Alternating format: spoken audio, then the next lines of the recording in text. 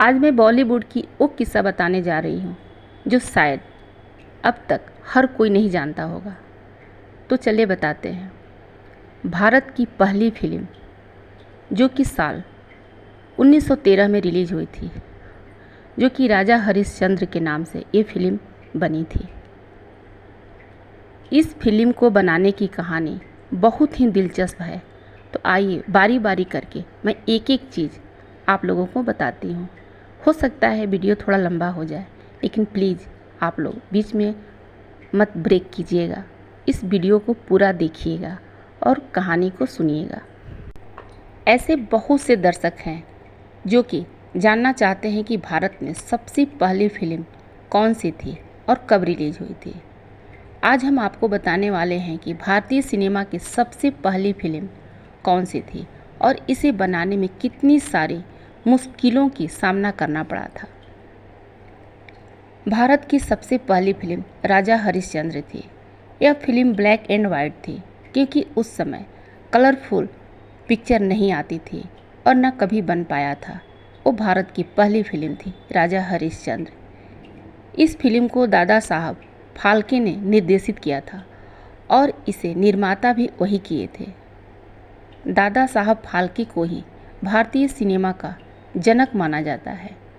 वह producer, screen writer और director भी थे। उस जमाने में राजा हरिश्चंद्र की फिल्म दत्तात्रेय दामोदर दाबके, अन्ना सालुके, भालचंद्र फाल्के और गजानन वासुदेव साने ने इस फिल्म में अभिनय किया था। आप लोगों को बता दूं कि ये राजा हरिश्चंद्र की कहानी पर पिक्चर बनी थी, जिसमें राजा हरिश्चंद्र सत्यवादी हरिश्चंद्र की कहानी से प्रेरित है। यह भारत की बहुत मशहूर कहानी है। यही वजह है कि दादा साहब फाल्के ने इसी कहानी पर इस फिल्म को बनाई थी। उस जमाने में बिना आवाज़ के थी यह पहली फिल्म। भारत की सबसे पहली फिल्म राजा हरिश्चंद्र बिना आवाज़ वाली ब्लैक एंड वाइट पिक्चर थी। इस फिल्म का सब टाइटल अंग्रेजी, मराठी और हिंदी में था। उस दौर में फिल्मों में ऑडियो का भी आविष्कार नहीं हुआ था उस समय। उस साल ये फिल्म मात्र 21 दिन में बनकर तैयार हो गई थी। आज के दौर की फिल्में को बनाने में काफ़ी वक्त लगता है, लेकिन जब राजा हरिश्चंद्र को बनाने की फिल्म बारी आई तो 21 दिन ही में ये फिल्म बनकर तैयार हो गई थी। इस फिल्म के ड्यूरेशन 40 मिनट की थी। इस फिल्म का प्रीमियम ओलंपिया थिएटर मुंबई में 21 अप्रैल 1913 को रिलीज हुआ था। इसके बाद यह फिल्म 3 मई 1913 को सिनेमाघरों में रिलीज होकर आ गई थी। उस दौर में जब ये पिक्चर बन रही थी, उस समय कोई भी महिला इस फिल्म में अभिनय करने को तैयार नहीं थी। जिस दौर में दादा साहब फाल्के फिल्म बनाने को सोच रहे थे, वह दौर अंग्रेज़ों का था। फिल्म में काम करने के लिए पुरुष कलाकार तो मिल गए थे, लेकिन इसमें काम करने के लिए कोई भी महिला कलाकार नहीं मिल पा रही थी। बताया जाता है कि दादा साहब फाल्के मुंबई के रेड लाइट एरिया भी गए थे, लेकिन वहाँ भी कोई महिला उन्हें नहीं मिल पाई और न तैयार थी। इसके बाद अन्ना सालुके नाम के एक व्यक्ति ने फिल्म में महिला का किरदार निभाया था। पत्नी ने बेच दिए थे अपने गहने।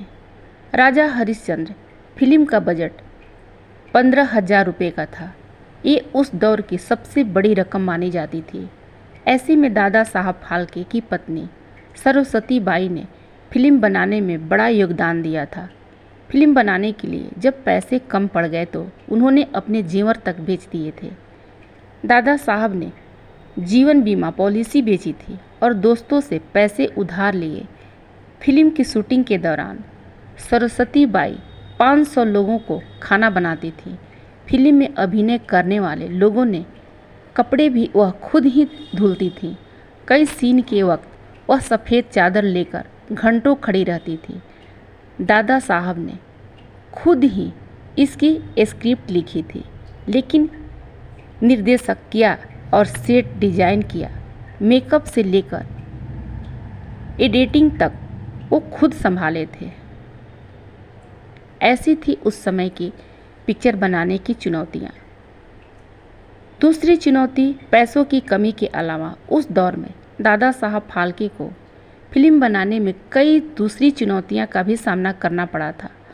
उस दौर में तकनीकी और उपकरण बहुत सीमित थी।